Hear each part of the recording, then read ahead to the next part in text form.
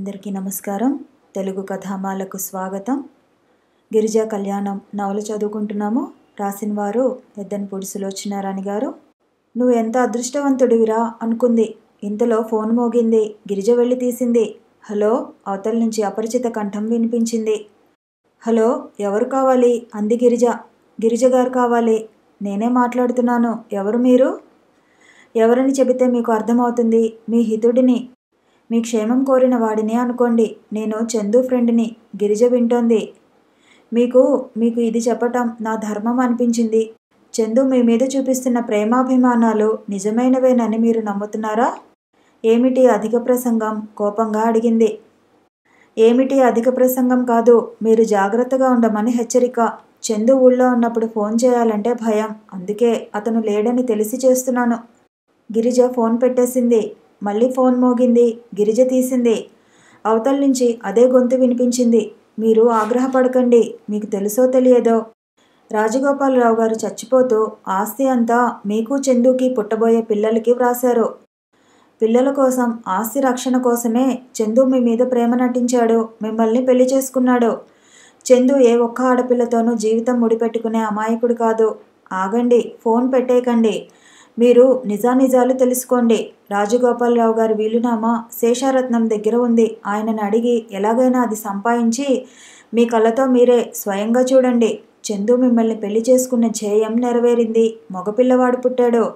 అతనికి ఇక మీతో పని లేదు. మీరు బ్రతికి ఉండగా ఆ ఆస్తి మీద పెత్తనం అతనికి రాదు.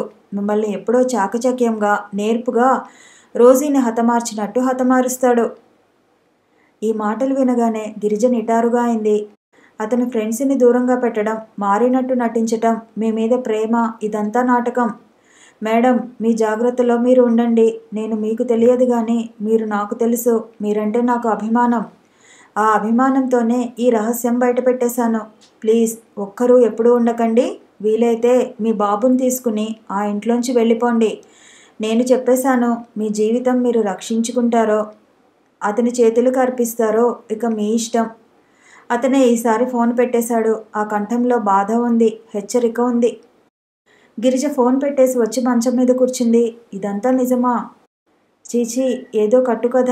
ఎవరో గిట్టని వాళ్ళు తనకి చందుకి చెడగొట్టడానికి చేసిన ప్రయత్నం అనుకుంది. కానీ గిరిజ తీసివేసినంత తేలికగా ఆ ఆలోచనలు మనసులో నుంచి పోలేదు. చందు ఇన్నాళ్ళు తన పట్ల చూపిన అనురాగం అంతా నటన. పిల్లల కోసమా, ఆస్తి రక్షణ కోసమా? గిరిజ నమ్మదలుచుకోలేదు. తన మనసు అంత తేలికగా మోసపోయిందా? తన వివేకం అంత గుడ్డిగా కళ్ళు మూసుకుందా? గిరిజకి ఆ రాత్రి నిద్రపట్టలేదు.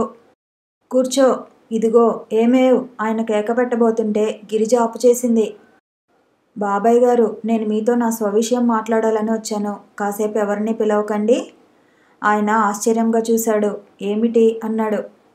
రాజగోపాలరావు గారు విల్లు వ్రాసారని, అది నాకు చందుకి పుట్టిన పిల్లలకి వర్తిస్తుందని వ్రాసారని చందు అన్నారు నాతో. అది నిజమేనా? ఇప్పుడు అదంతా ఎందుకమ్మా? ఏమీ లేదు, తెలుసుకోవాలి. నేను తెలుసుకున్నంత మాత్రాన తప్పేం లేదుగా. తప్పేం లేదులే. ఆయన లాయరు. గిరిజ ఏ ఉద్దేశంతో వచ్చి ఈ విషయం అడుగుతుందో అని అంచనా వేస్తున్నారు. నేను అడగటంలో వేరే ఉద్దేశం ఏమీ లేదు. అదే నిజమైతే నేను చాలా సంతోషపడతాను. ఎందుకో తెలుసా? రాజగోపాలరావు గారికి నా మీద అంత నమ్మకం, అభిమానం ఉన్నందుకు. ఆయనకి నీ మీద చాలా అభిమానం ఉంది గిరిజ. చందు పెళ్లి నీతో జరిపించినప్పుడు అందరూ ఎక్కడ పిల్లనో తెచ్చి కట్టబెట్టావెందుకు? మనలో నీకు ఆడపిల్లలే దొరకలేదా అని నిలదీస్తే, మీకు తెలియదు, చందుకి అలాంటి స్వభావం గల అమ్మాయే కావాలి అన్నారు. గిరిజ నిట్టూర్చింది. ఆయన అభిమానాన్ని నేను దక్కించుకున్నాననే అనుకుంటున్నాను అంది. 100కి 100 పాళ్ళు అంటాను నేను అన్నాడాయన. నేను ఆ విల్లు చూస్తే ఏమైనా ప్రమాదమా? ప్రమాదం ఏమీ లేదు. ఆయన లేచి వెళ్ళి ఇనప్పెట్టె తెరిచి విల్లు తీసుకువచ్చారు. గిరిజకి చదివి వినిపించారు. అందులో అక్షరాల ఫోన్లో వ్యక్తి చెప్పినట్లే ఉంది. ఈ విల్లు గురించి ఎవరెవరికి తెలుసు? నాకు చందుకి తప్ప ఇంకెవరికి తెలియదు. ఏం, ఎందుకలా అడుగుతున్నావు? ఊరికినే. ఈ విల్లు ఇంటికి తీసుకువెళతావా? వద్దు, ఉండనియండి. అవసరం వచ్చినప్పుడు చందుయే వచ్చి తీసుకువెడతాడు. గిరిజ వెళ్ళటానికి లేచింది. అదేమిటి, కూర్చో, మీ పిన్నిని పిలుస్తాను. కాఫీ తాగి వెళుదుగాని. వద్దు బాబాయ్ గారు, ఇంకెప్పుడైనా వస్తాను. గిరిజ వచ్చేసింది. ఇంటికి వస్తుంటే కాళ్ళ కింద ఆధారం ఏదో తొలగిపోతున్నట్టుగా ఉంది. సంసార సముద్రంలో సుఖంగా తేలి వెళుతున్న ఆశల నావకి అనుమానపు చిల్లులు అనేకం పడినాయి. భయం అనే నీటి ప్రవాహం ఆ నావలోకి వచ్చేస్తోంది. గిరిజకి ఏం చేయాలో తోచడం లేదు. చందు చూపించిన ఇదంతా నటన. గిరిజకి మతిపోతోంది. ఇంటికి వచ్చింది. బాబు అమ్మ గుండెల్లో భయం తెలియని వాడిలా అమాయకంగా ఈ లోకంలో నాకు అమ్మ ఉందిగా అనే ధీమాతో నిద్రపోతున్నట్లుగా పడుకుని ఉన్నాడు. గిరిజ బాబు పడుకున్న ఉయ్యాల గొలుసు పట్టుకుని అలాగే నిలబడిపోయింది. ఏం చేయటం? ఈ ప్రమాదాన్ని ఎలా ఎదుర్కోవటం? గిరిజ కళ్ళ ముందు బాగా కలిగిన కుటుంబాల్లో ఆస్తి కోసం నీ నా అనే మమత లేకుండా నిర్దాక్షిణ్యంగా చంపివేసే సంఘటనలు అనేకం కదలాడినాయి. ఈ పాపిష్టి డబ్బు కోసమే ఒక భార్య భర్తకి పాలలో విషం పెట్టించిందట. ఈ దరిద్రపు డబ్బు కోసమే ఒక అత్తగారు అల్లుడికి కరెంట్ షాక్ తగిలేలా ప్రమాదానికి గురి చేసి చంపిందట. డబ్బు పాపిష్టిది. అది ఎక్కువగా ప్రాణాలే తీస్తుంది. ప్రాణదానం చేయటం చాలా తక్కువ. తనకి ఏం జరిగినా దిక్కుమొక్కు లేదు. అడిగేవాళ్లే లేరు. చందు ఎవరికీ జవాబు చెప్పాల్సిన పని లేదు. గిరిజకి తన చిన్నతనంలో పక్కింటావిడ చెప్పుకున్న మాటలు గుర్తుకు వచ్చినాయి. ఎదురింట్లో కోడల్ని చంపేసి కన్నవారు రాకముందే శవదహనం చేసేశారుట. రోజీ మరణం యాక్సిడెంట్ కాదా? హత్య. దాన్ని వీళ్ళు డబ్బు గుప్పించి యాక్సిడెంట్గా మార్చేసి తప్పించుకున్నారు. డబ్బు గల వాళ్ళు తలుచుకుంటే చేయలేని పని ఏముంది? చందులో నటన చూసి తను ఎంత మోసపోయింది. తనలో ఆడతనానికి బాగా గేలం వేశాడు. తనని ఇంత బాగా చూస్తున్నాడు. ఎందుకంటే రేపు ఎవరు తను చచ్చిపోయినా అసాధారణం అనుకోరు. లోకాన్ని మోసం చేయడానికి ఇదొక ఎలిబి అన్నమాట. అది ముందే సృష్టించుకున్నాడు. చందు ఏ కుచితము లేకపోతే విల్లు గురించి తనకి ఎందుకు చెప్పలేదు? పాపం శేషారత్నం తనకి నిజంగానే చందు చెప్పాడని అనుకున్నట్టున్నాడు. గిరిజ బాగా ఆలోచించింది. ఈ ఇంట్లో ఉండి అతన్ని తప్పించుకోవటం కష్టం. బాబుని తీసుకుని వెళ్ళిపోవాలి. ఎక్కడికైనా దూరంగా, అతనికి అందనంత దూరంగా. చందు బారసాల నాడు బాబుని ఎత్తుకుంటూ అన్న మాటలు గుర్తుకు వచ్చినాయి. 4 రోజులు నేర్చుకుంటే నాకే వస్తుంది. అప్పుడు నీ అవసరం లేకుండా నేనే పెంచుతా. నవ్వుతూనే అంటున్న ఆ మాటల్లో ఎంత నిగూఢార్థం! గిరిజకి నీరసం వచ్చేస్తోంది. చందు ఊరి నుంచి రాకముందే తను ఇక్కడి నుంచి వెళ్ళిపోవాలి. అతను ఉండగా వెళ్ళటం అసాధ్యం. గిరిజ పెట్టెలో బాబు సామాను, తన బట్టలు సర్దుకుంది. నిద్రపోతున్న బాబునెత్తుకుని ఇంకో చేత్తో పెట్టె పట్టుకుని బయలుదేరింది. గుమ్మం దాటి బయటకు వచ్చింది. చందు డ్రైవ్ చేస్తున్న కారు రయ్యన లోపలికి దూసుకువచ్చింది. గిరిజ ఆగిపోయింది. చందు కారు దిగి వచ్చాడు. గిరిజ చేతిలో ఉన్న పెట్టెని విచిత్రంగా చూశాడు. గిరిజ, ఎందుకలా ఆందోళనగా ఉన్నావు? ఏమైంది? ఎక్కడికి వెళుతున్నావు అని అడిగాడు. గిరిజ తడబడింది. పారిజాతం తల్లికి ఒంట్లో సుస్థిగా ఉందిట. అందుకని నసిగింది. అందుకని బాబుని తీసుకుని వెళతావన్నమాట. కారు లేకుండా ఎలా వెళదామని అనుకుంటున్నావు? రైలు ప్రయాణంలో వాడు నలిగిపోడా? నేను వచ్చే వరకు ఆగకూడదా అంటూనే బాబుని ఎత్తుకున్నాడు. ఏయ్, నాన్న వచ్చాడురా అంటూ నిద్రపోతున్న బాబుని బుగ్గల మీద చిటిక వేసి లేపాడు. నయం, నేను రాబట్టి సరిపోయింది. లేకపోతే వెళ్ళేదానివే. లోపలికి రా. ఇప్పటినుంచి నాకు చెప్పకుండా ఎక్కడికి వెళ్ళకు, తెలిసిందా అన్నాడు. గిరిజ మాట్లాడలేదు. వెనక్కు తిరిగి లోపలికి వచ్చేసింది. తాను అనవసరంగా ఆలోచనలతో టైమంతా కాలయాపన చేసినందుకు, అతను రాకముందే వెళ్ళిపోనందుకు తనని తానే మనసులో తిట్టుకుంది. ఇద్దరూ పైకి వచ్చారు. అతను ఆఫీసు కబుర్లు ఏవేవో చెబుతున్నాడు. బాబును ఉయ్యాల్లో పడుకోబెట్టి అక్కడే నిలబడింది. చందు యాపిల్స్ కడుక్కొని వచ్చి చాకుతో కోస్తున్నాడు. గిరిజ అతని మాటల్ని విని ఊకొడుతూ వింటోంది. కళ్ళు భయంగా అతని చేతిలో ఉన్న తలతలలాడే పదునైన చాకు వైపే చూస్తున్నాయి. గిరిజ, నాకెంత సంతోషంగా ఉందో తెలుసా? I am the happiest man in the world అనుకో. గిరిజ అతని కంఠంలో పెళ్ళుబికుతున్న సంతోషాన్ని వింటోంది. బాబు నిద్రలో కక్కాడు. గిరిజ ఉలికిపాటుగా తలెత్తి చూసింది. చందు గిరిజ నడుం చుట్టూ పట్టుకుని ఉన్నాడు. చేతిలో చాకు తలతలలాడుతోంది. మరుక్షణం గిరిజ పెట్టిన చావు కేకతో ఆ ఇల్లంతా దద్దరిల్లిపోయింది. ఉయ్యాల్లో పిల్లవాడు ఆ కేకకి ఉలిక్కిపడి కెవ్వున ఏడుపు లంకించుకున్నాడు. గిరిజ, ఏమైంది? చందు గిరిజను పట్టుకుని ఓదార్చుతూ అన్నాడు. గిరిజ ముఖం నిండా చెమటలు పోసినాయి.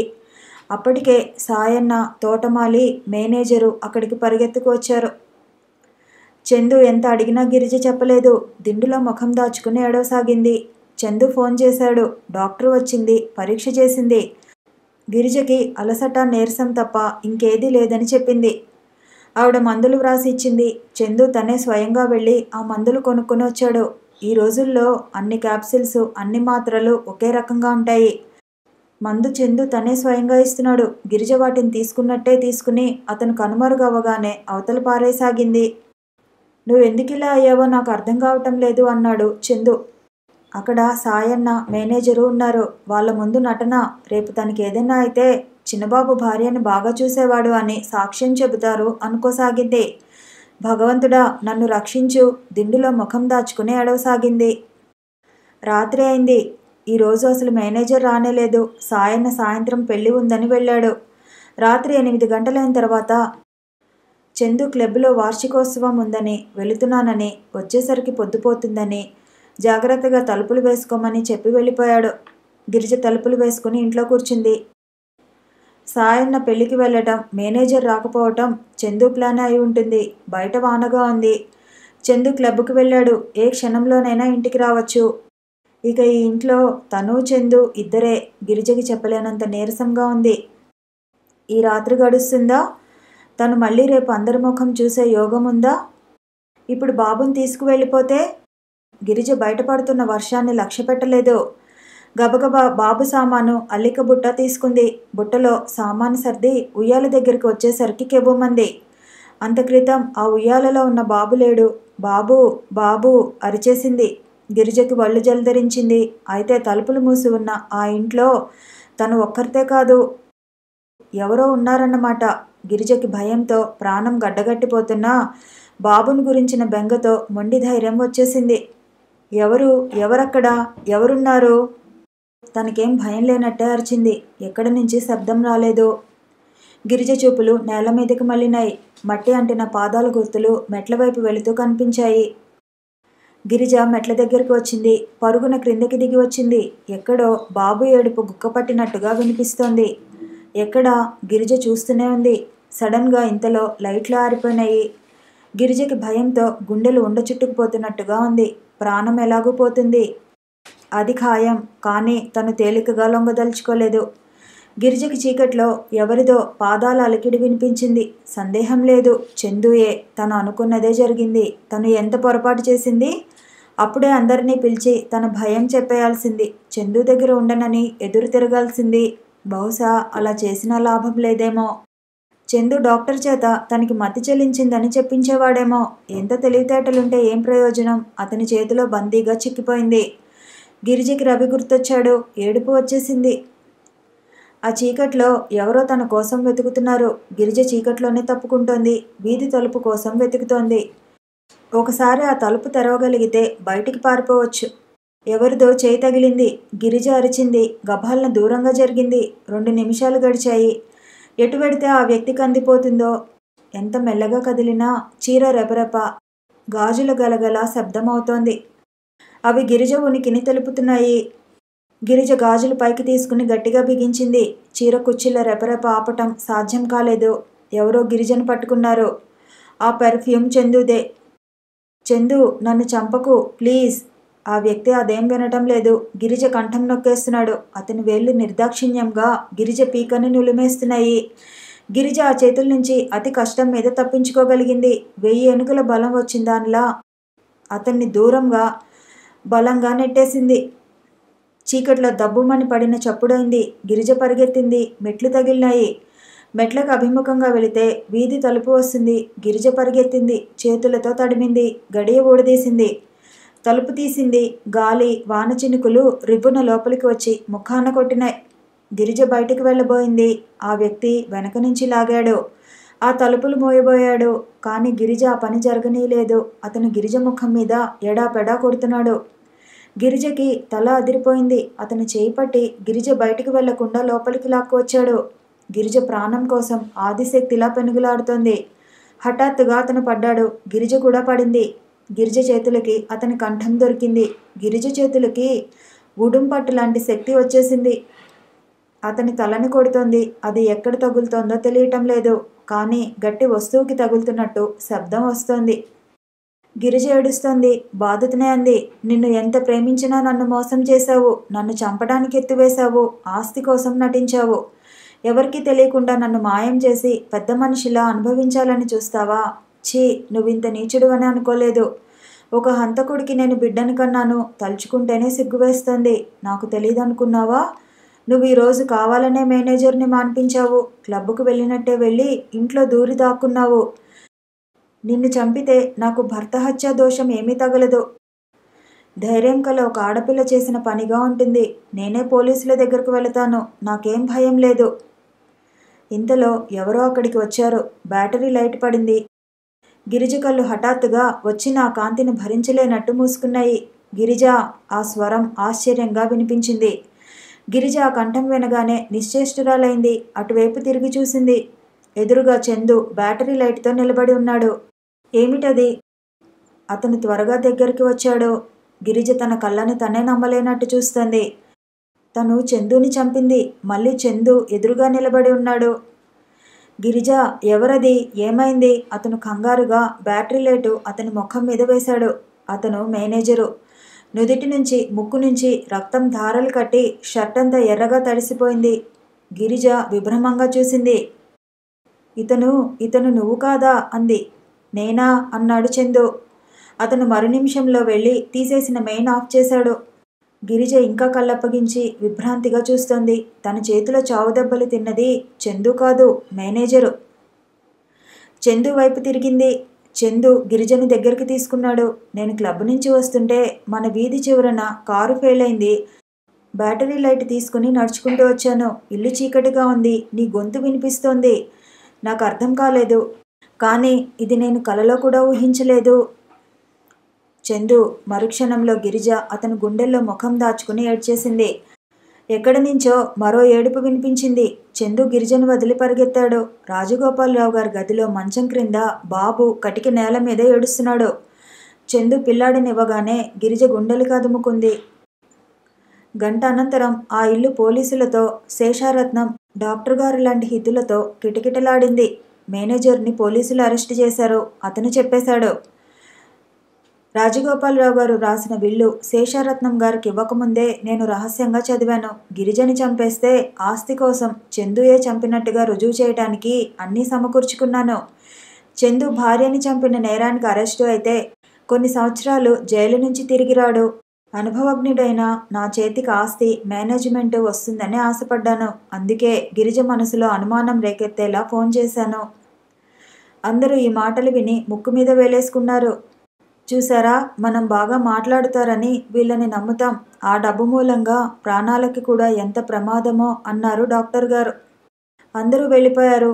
చందు అన్నాడు, గిరిజ, నువ్వెలా నమ్మావు? నేను నిన్ను ఆస్తి కోసం హత్య చేస్తానా?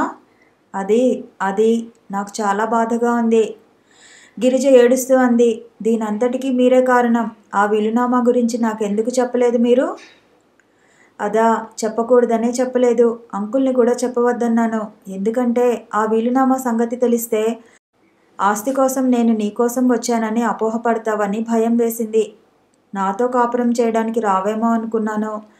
నేను నీకోసం వచ్చింది తాతయ్య కోసం, ఇంటి పరువు ప్రతిష్టల కోసం. నువ్వు అలా వెళ్ళి బయట ఉద్యోగం చేసుకుంటుంటే నాకు అవమానం అనిపించింది. నేను నవ్వుల పాలయ్యాను. నేను నా ఇంటి గౌరవం కోసం నీతో రాజీ పడాలనుకున్నాను గిరిజ. నువ్వు నమ్మినా నమ్మకపోయినా ఇది నిజం. ఆస్తి కోసం నీ మీద నేను ప్రేమాభిమానాలు నటించానని నువ్వు అనుకుంటే ఇప్పుడు బాబు ఉన్నాడు. ఈ ఆస్తి మీద నీకు సర్వాధికారాలు ఉన్నాయి. ఇక నీకేం లోటు లేదు. నేను వెళ్ళిపోతాను. గిరిజ అతని దగ్గరికి వచ్చింది. అతని భుజం మీద తల ఆనించింది. చందు, నన్ను క్షమించు. నాలో ఆ ఫోన్ కాల్తో అనుమాన పిశాచం ప్రవేశించింది. ఏది నిజమో ఏది అబద్ధమో తెలియని అయోమయపు స్థితిలో పడ్డాను నేను. నీ పట్ల గల ప్రేమే నన్నింత నరకయాతనికి గురిచేసింది. నేనింతవరకు ఎప్పుడు నిన్ను క్షమించమని అడగలేదు. ఇప్పుడు అడుగుతున్నాను, నన్ను క్షమించు. చందు గిరిజ ముఖం పట్టుకుని కళ్ళల్లోకి చూశాడు. నేను చేసిన తప్పులెన్నో నువ్వు క్షమించావు. నీ ఈ అనుమానం క్షమించాల్సినంత గొప్ప అపరాధం కాదు. నీ పరిస్థితుల్లో ఉన్న ఏ ఆడపిల్లైనా అలాగే చేస్తుందేమో. గిరిజ, నాకున్న ఆస్తి తాతయ్య ఇచ్చినది కాదు. ఇదిగో నువ్వు, బాబు, మీ ఇద్దరే నా ఆస్తి. ఈ ఆస్తిని నేను జాగ్రత్తగా కాపాడుకోగలిగితే చాలు, బాబునెత్తుకుంటూ అన్నాడు. గిరిజ అతని భుజం మీద తల ఆనించింది. బాబు వైపు తదేకంగా చూస్తుంది. నిజమే, పెళ్ళి అయిన ప్రతి ఆడపిల్లకి భర్త, పిల్లలే నిజమైన సంపద. వాళ్ళ తర్వాత మిగతా అన్నీ అనిపించింది. చందు అన్నాడు. గిరిజ, ఆ రోజు తాతయ్య బలవంతంగా నా మెడలు వంచి ఈ పెళ్లి చేయకపోయినట్లయితే నేను ఇప్పటికి ఎక్కడ ఎలా ఉండేవాడినో. బహుశా తెగిన గాలిపటంలా అయ్యేవాడినేమో. ఈ ప్రపంచంలో ప్రతి మగవాడికి, ఆడపిల్లకి పెళ్ళి ఎంతో అవసరం. వాళ్ళని జీవితాలకి ముడివేసి స్థిరంగా నిలబెట్టేది పెళ్ళే. ఆ పెళ్లితో ఆనందం పండించుకోవటం, దుఃఖం సృష్టించుకోవటం వారి వారి తెలివితేటల మీద ఆధారపడి ఉంటుంది. పెళ్లి విలువ తెలిసిన వాళ్ళకి తెలివితేటలుండి సమవుజ్జి అయిన భాగస్వామి దొరికితే జీవితం స్వర్గమవుతుంది. లేకపోతే నరకం కళ్ళెదుట కనిపిస్తుంది. నిజమే, నాకు కూడా అలాగే అనిపిస్తోంది అంది గిరిజ బాబు బుగ్గగిల్లుతూ. వాడు కెవ్వుమన్నాడు. చందు ఆడించడానికి సతమతమవుతుంటే నవ్వు ముఖంతో చూస్తోంది. గిరిజకిప్పుడు ఎంతో హాయిగా ఉంది. జీవన నావ శాంత సముద్రంలో తేలియాడుతూ వెళుతున్నట్లుగా నిశ్చింతగా అనిపించసాగింది. కథ సమాప్తం. మరొక కథతో మళ్ళీ కలుసుకుందాము. ఈ వీడియో నచ్చితే లైక్ చేయండి, షేర్ చేయండి, కామెంట్ చేయండి, ఛానల్ని సబ్స్క్రైబ్ చేయండి.